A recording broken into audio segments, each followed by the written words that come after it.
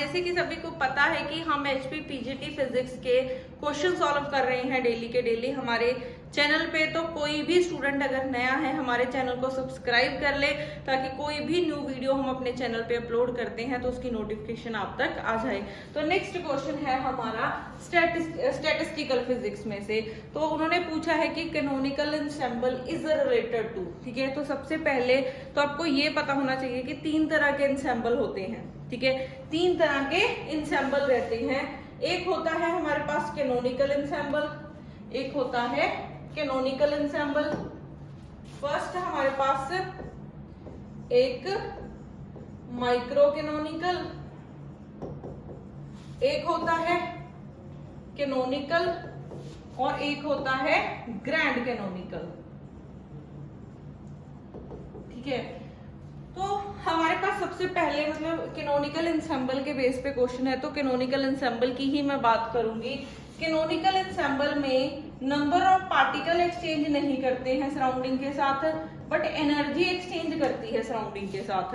और micro canonical में ना तो नंबर ऑफ पार्टिकल एक्सचेंज करते हैं और ना ही एनर्जी एक्सचेंज करती है। और ग्रैंड कैनोनिकल में नंबर ऑफ पार्टिकल भी एक्सचेंज करते हैं और एनर्जी भी क्या करती है, एक्सचेंज होती है।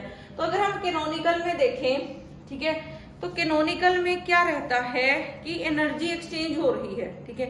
एनर्जी एक्सचेंज कब होती है, सबसे पहले माइंड में ये चीज आनी चाहिए कि एनर्जी कब एक्सचेंज होती है। एनर्जी एक्सचेंज होती है कि ये हमारे पास सिस्टम है, ठीक है, एक ही इसका टेम्परेचर T1 है, इसका T2 है, ठीक है। एनर्जी एक्सचेंज, एनर्जी कहाँ से कहाँ फ्लो करती है, higher temperature to lower temperature. तो किसी का एक का हायर टेम्परेचर होगा, एक का लोअर होगा। तो मान लो इस सिस्टम का T1 है, इसका T2 है, ठीक है, और T1 is greater than T2।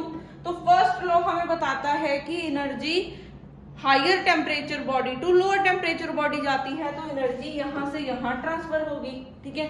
तो एनर्जी फ्लो हो रहा है, बट एक पॉइंट ऐसा है देखो सिस्टम कि एक इस टेम्परेचर पे है, किस पे, तो जैसे ये इसका इससे एनर्जी नीचे आ रही है, तो अगर इससे एनर्जी कम हो रही है तो इसका टेम्परेचर कम होगा ना, तो ये करते करते ऐसे हो जाएगा, ठीक है। इसका कम होगा, इसको एनर्जी मिल रही है तो इसका बढ़ेगा।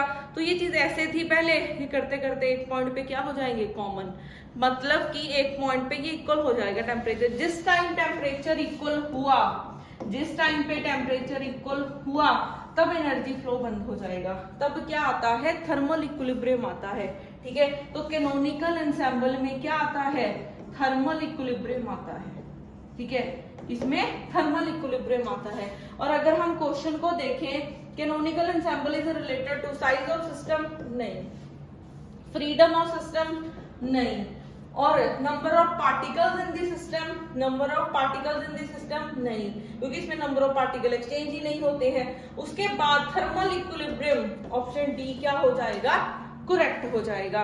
नेक्स्ट वीडियो में डिस्कस करेंगे नेक्स्ट क्वेश्चन।